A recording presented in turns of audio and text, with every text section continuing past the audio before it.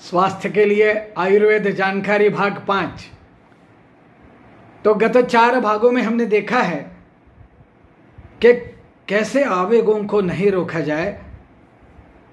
Motion जब आते हैं अलग अलग नहीं रोकना है तो हम स्वास्थ्य को मेंटेन कर सकते हैं। स्वास्थ्य को मेंटेन करने के लिए अलग अलग मोशंस को समय होते ही, फीलिंग होते ही पूर्ण करना है, नहीं तो व्याधि हो जाते हैं। तो इस बारे में हम बहुत देख चुके हैं। वाग्भट अध्याय 4 से थोड़ा पढ़ रहे हैं। विद्यार्थियों के लिए नहीं है, सर्वसामान्य जनों के लिए है। हम भी सर्वसामान्य हैं आपकी ही अपेक्षा, लेकिन वैद्य या डॉक्टर की अपेक्षा बाकी जन सामान्य हो जाते हैं। इतना ही है, कोई स्पेशल हम खुद को फील करते हैं ऐसा नहीं। तो सब नॉन मेडिकल के लिए अच्छा रहेगा। ये नॉन मेडिकल के लिए है, आप इसको सुने, देखें, लोगों को बताएं ताकि वो अपना अपना स्वास्थ्य मेंटेन कर सके। लगता है कि हमने बोला था कि केवल एक्सरसाइज या आहार ही काफ़ी नहीं होता है। दिनचर्या, ऋतुचर्या और रोगानुत्पादनीय, मतलब ये जो अध्याय है इसका पालन भी करना जरूरी है। तो उसमें अलग अलग वेगों के बारे में हमने देखा कि जैसे गैसेस का हुआ, फिर मल मूत्र वेगों का हुआ। संवेदना होती है टॉयलेट जाना चाहिए, डकार का देखा और छींक का देखा। अब देखेंगे तृष्णा। अभी तो ये बहुत इंपॉर्टेंट हो गया। ये है तो गर्मी का सीजन आ गया।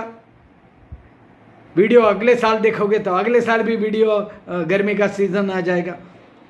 तो गर्मी के सीजन में क्या क्या बातें करना है वो ऋतुचर्या में आया है। ये 12 महीने के लिए है, विशेषतः गर्मी के लिए होगा कि जब आपको प्यास लगे पानी पीना चाहिए।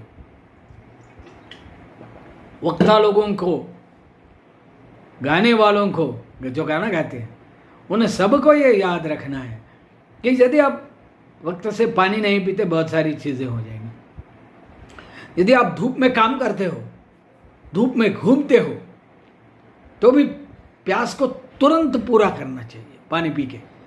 प्यास का आवेग नहीं रोकना है। ये है वो करके क्या होता है, शोष मतलब ड्राइनेस कहाँ कहाँ आएगी। पहले तो मुंह में आएगी, फिर चेहरे पे थोड़ी आएगी, फिर हाथ पाँव में आएगी, पूरे बदन में आएगी।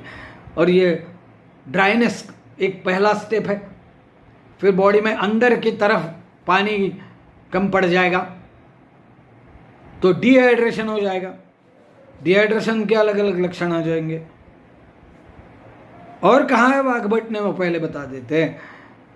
अंगमर्द होता है, मतलब बदन पेन्स शुरू हो जाते हैं, बदन दुखने लगता है, सुनने में नहीं ठीक से नहीं आता, मतलब आपके कानों पे भी परिणाम हो जाएगा। जो ये शुष्कता है ना फैलेगी, आंखों में भी ऐसे ऐसे ऐसे ब्लिंकिंग चालू हो जाएगा।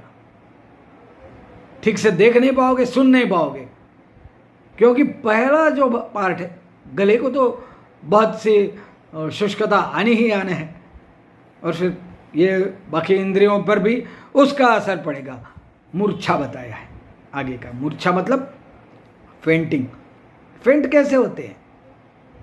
तो फेंट तब होते हैं जब धूप भी ज़्यादा आती हैं और प्यास भी, आप धूप में घूमते हो और प्यास लगती है, पानी नहीं पीते हो, तो जो मस्तिष्क को ज़रूरत है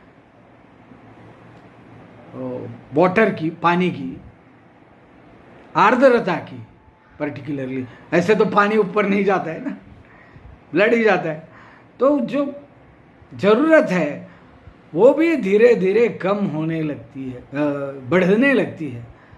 और फिर नर्वस टिश्यू के ऊपर परिणाम होके आपको मूर्छा आ सकती है या चक्कर आने लगते हैं। ये ज़्यादातर आप बाहर जाओगे धूप में तो दिखाई देगा, और यदि आप घर में रहोगे तो भी रहेगा।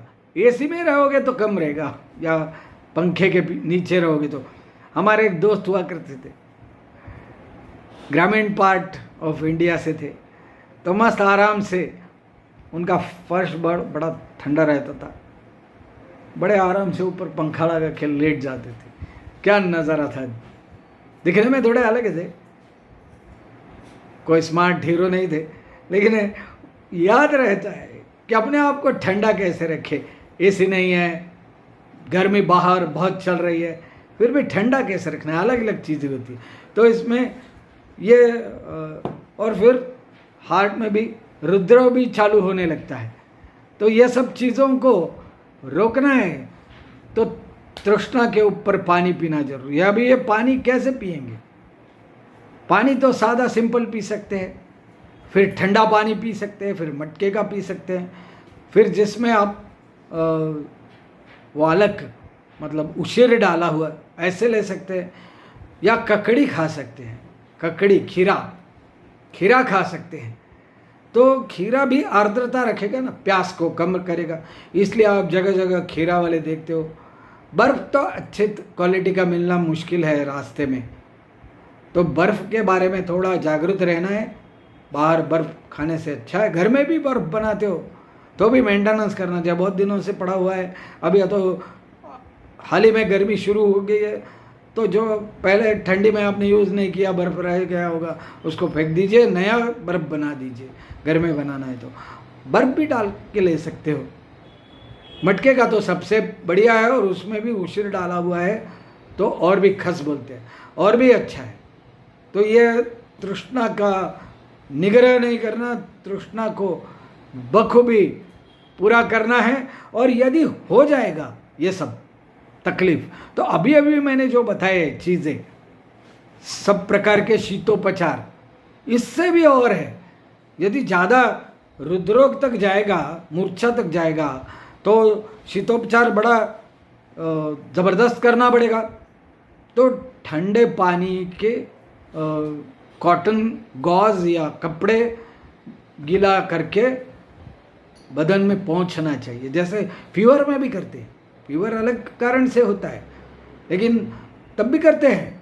उसी तरह से इसी विषय में भी शीतोपचार करते हुए ये भी करना है। आप तैरने जाओ और भी अच्छा, बट लेकिन ऐसे नहीं होना कि एकदम से प्यास लग गई, कुछ हो गया, तैरने चले जाओ, ऐसे नहीं। ये जो पहले वाली शोष है, या अंगमर्द है, या आंखें न सिकुड़ रही है, ये पहला स्टेज है। तो पहले पानी पियो, फिर स्नान करने जाओ ठंडे पानी से, या स्विमिंग के ठंडे टैंक में उतर जाओ, या वन विहार का प्रावधान रहता था वसंत ऋतु में, पहले वो ऋतुचर्या में भी आएगा, वो करो। तो ये सब करके आप तृष्णा का शमन बखूबी करो और स्वस्थ रहो। नहीं तो हर रोज़ की आदत पड़ेगी तो बात बहुत आगे निकल जाएगी।